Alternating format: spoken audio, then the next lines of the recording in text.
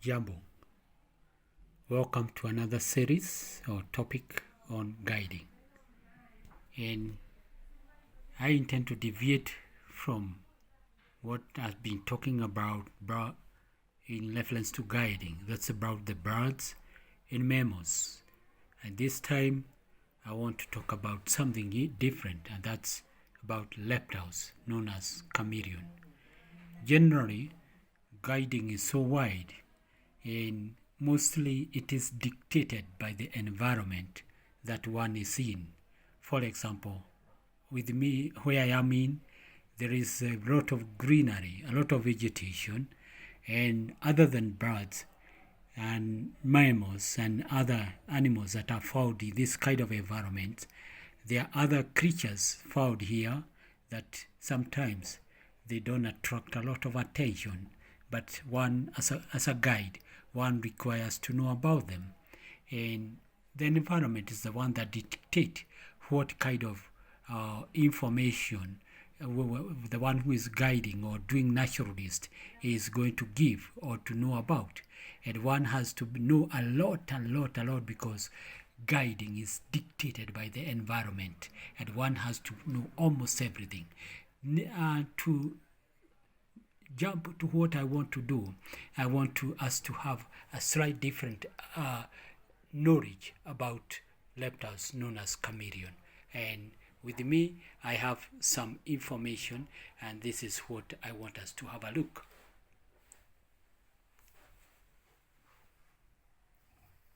And here we have the Kenya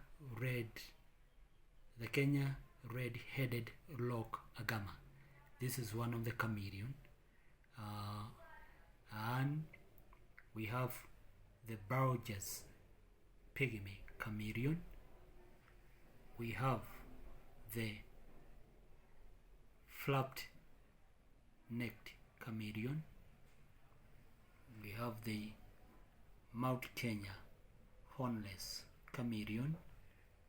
We also have the Mount Kilimanjaro two-horned chameleon, and we also have the mountainside striped chameleon. That is, and conclude, we also have the high casque chameleon. The casque is the extension on the top of the head. It's the one that is referred to as the casque. And we also have the Jackson chameleon.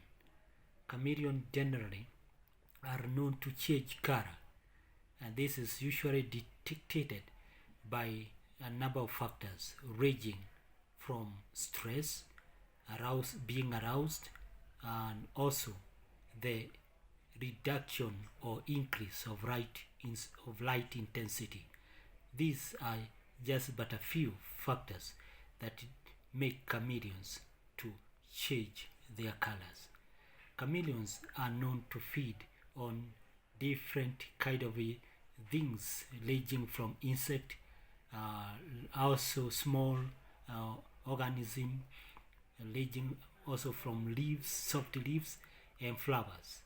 And another characteristic of chameleons is that other than being cold-blooded, they also lay eggs.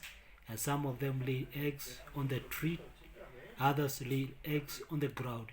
But there are also species that mate and fertilize their eggs in the pouch inside the mother, and the mother has to incubate the eggs in her body. And when the incubation period is over, the young chameleons are born live, and this is also a special kind of chameleons. But their behaviors is also diverse. They have long prehensile tongue that is able to reach for their prey, especially insect, and the tongue usually is sticky and is moved at a high speed to catch the flies even before it flies.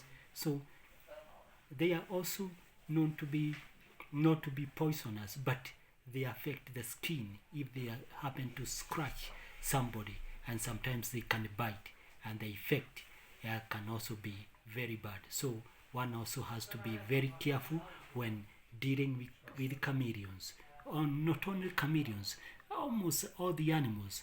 We have to be very, very careful when dealing with them, and so that we don't end up endangering our lives.